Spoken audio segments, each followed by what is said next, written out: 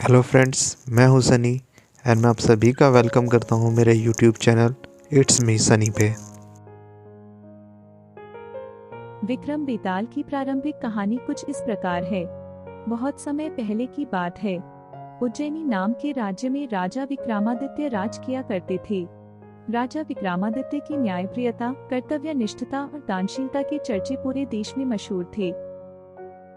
यही कारण था कि दूर दूर से लोग उनके दरबार में न्याय मांगने आया करते थे। राजा हर दिन अपने दरबार में लोगों की तकलीफों को सुनते और उनका निवारण किया करते थे। एक दिन की बात है, राज दरबार लगा हुआ था। तभी एक भिक्षु विक्रमादित्य के दरबार में आता है और एक फल राजा को देकर चला जाता है।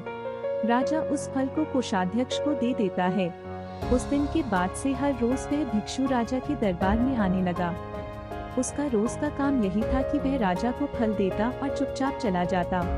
राजा भी प्रत्येक दिन भिक्षु द्वारा दिया गया फल कोषाध्यक्ष को थमा देता। ऐसे करते करते करीब 10 साल बीत गए। एक दिन जब भिक्षु फिर राजा के दरबार में आकर फल देता है तो इस बार राजा फल कोषाध्यक्ष को न देकर वहां मौजूद एक पालतू बंदर के बच्चे को दे देते हैं। यह बंदर किसी सुरक्षा कर्मी का था जो छूटकर अचानक राजा के पास आ जाता है। बंदर जब उस फल को खाने के लिए तोड़ता है तो उस फल के बीच से एक बहुमूल्य रत्न निकलता है।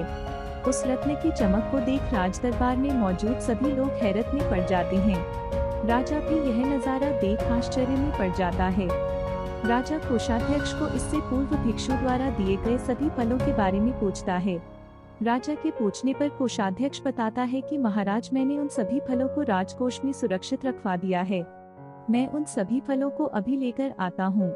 कुछ देर बाद कोषाध्यक्ष राजा को आकर बताता है कि सभी फल सड़ गल गए हैं।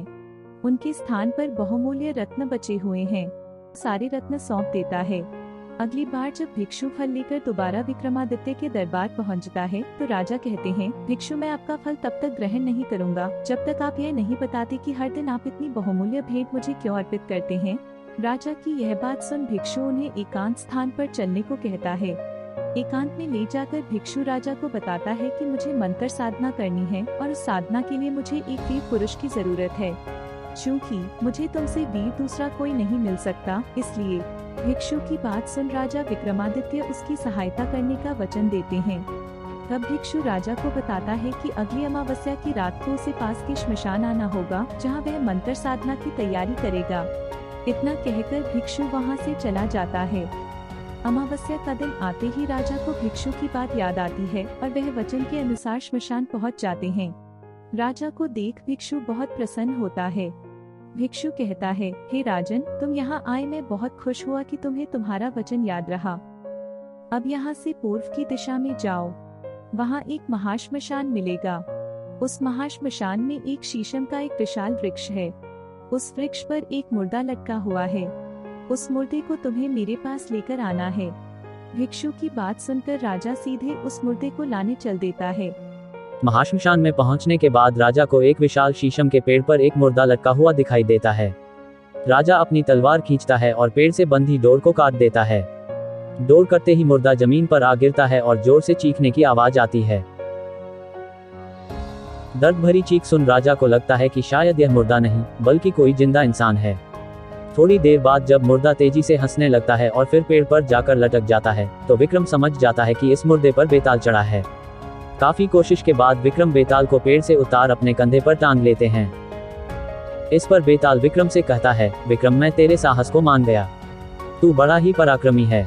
मैं तेरे साथ चलता हूँ, लेकिन मेरी एक शर्त है कि पूरे रास्ते में तू कुछ भी नहीं बोलेगा।